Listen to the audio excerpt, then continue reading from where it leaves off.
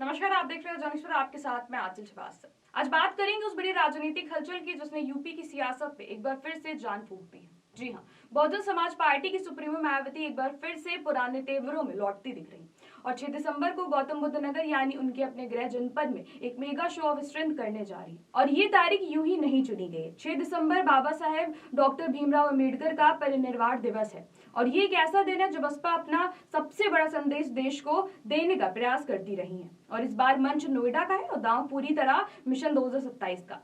बताया जा रहा है कि 14 साल बाद मायावती अपने गृह जिले में इतनी बड़ी रैली कर रही है और जैसे ही ये खबर सामने आई है, यूपी की सियासत में हलचल मच गई है, क्योंकि लखनऊ की रैली की सफलता के बाद बसपा कार्यकर्ता पहले से ही हाई स्पिरिट में थे। अब नोएडा की रैली को पार्टी अपना शक्ति प्रदर्शन 2.0 बता रही है। ये सिर्फ एक रैली नहीं है बल्कि मैसेज है राजनीतिक विरोधियों को, बदलते समीकरणों को और सबसे ज्यादा अपने कोर वोट बैंक को। लखनऊ की महारैली में जुटी भीड़ ने बसपा को वो आत्मविश्वास दिया है जिसकी उन्हें लंबे समय से तलाश थी और अब मायावती खुलकर 2027 की तैयारी में जुट चुकी हैं। इस रैली के जरिए पार्टी 3 बड़े वर्गों को फिर से अपने पाले में लाने की कोशिश कर रही है। दलित वोट बैंक को फिर से मजबूती देना, मुस्लिम समुदाय का भरोसा लौटाना, अति पिछड़ा वर्ग को नए सिरे से जोड़ना। इन तीनों समीकरणों को जोड़कर मायावती एक बार फिर अपने पुराने बेस को खड़ा करने की कोशिश कर रही है, वो बेस जिसने उन्हें यूपी की सीएम कुर्सी तक पहुंचाया था। 9 अक्टूबर को लखनऊ में कांशीराम परिनिर्वाण दिवस पर हुई महारैली पार्टी के लिए गेम चेंजर साबित हुई। उम्मीद से ज्यादा भीड़ बढ़ी और राजनीतिक गलियारों में चर्चा शुरू हो गई। बसपा का कैडर भले चुप रहा हो लेकिन खत्म नहीं हुआ है।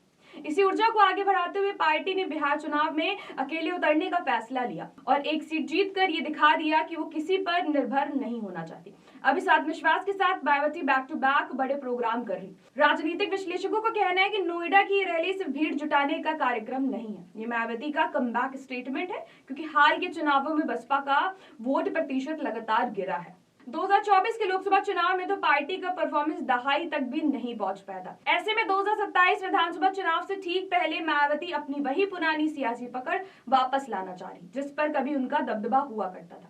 बीते कुछ वर्षों में विपक्ष लगातार आरोप लगा रहे हैं कि बसपा बीजेपी के नजदीक होती जा रही। दलित और मुस्लिम वोटरों के खिसकने की बात भी चलती रही, लेकिन अब नोएडा रैली को मायावती उन सभी आरोपों का पॉलिटिकल काउंटर बनाना चाहती। संदेश साफ है, बसपा मैदान में है, बसपा सक्रिय है और किसी के दबाव में नहीं चलती है। जिलों मंडलों में कोऑर्डिनेटर्स को टारगेट दिया गया है कि रैली में भारी भीड़ आए। देश भर में बसपा नेताओं और कार्यकर्ताओं को बुलाया जा रहा है, क्योंकि ये रैली संगठन का भी टेस्ट है और मूल वोट बैंक को वापस जोड़ने की शुरुआत भी। नोएडा, गाजियाबाद, मेरठ और बुलंदशहर, इन 4 जिलों में बसपा का वोट बैंक पिछले कुछ चुनावों में काफी कम हुआ है और मायावती इस रैली के जरिए इन इलाकों में फिर से अपनी मौजूदगी मजबूत करना चाहती है। यूपी की राजनीति हर दिन बदलती, हर चुनाव के पहले नए समीकरण उभरते हैं, लेकिन इस बार मायावती ने जो राजनीतिक एक्टिवनेस दिखाई है उसने सियासी माहौल को जरूर बदल दिया। अब देखने वाली बात यह है कि क्या नोएडा की मेगा रैली मायावती के लिए 2027 की ठोस तैयारियों का शुभारंभ बनेगी?